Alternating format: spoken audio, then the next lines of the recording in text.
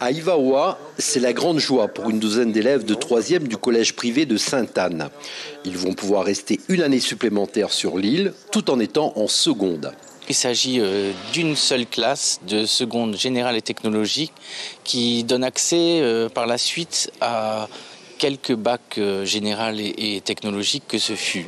Créé en 1847, l'établissement a ouvert une première classe de 6e en 1963. Mais à la rentrée scolaire prochaine, et c'est une première pour l'archipel, c'est une classe de seconde qui sera ouverte avec seulement 20 places offertes. Oui, pour des raisons matérielles, car nous voulons équiper au mieux nos classes. Et, par exemple, chaque élève disposera d'un ordinateur individuel à sa disposition pour toute l'année scolaire. La nouvelle a réjoui beaucoup de parents et enchanté une grande partie des futurs lycéens.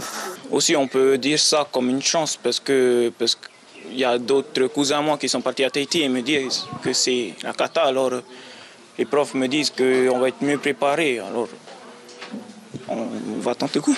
Je préfère continuer ailleurs, mais c'est bien ici. Je pensais que ça allait être plus facile pour moi de continuer mes études ici, sur mon île. À Atunoa, l'initiative du collège Sainte-Anne est très appréciée.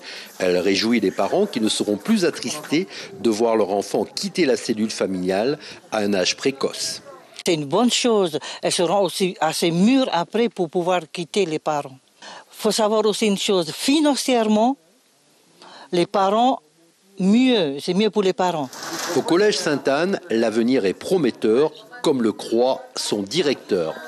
Si ceci nous est possible, au fur et à mesure de notre développement, pourquoi pas un bac général un jour qui serait le seul des marquises ?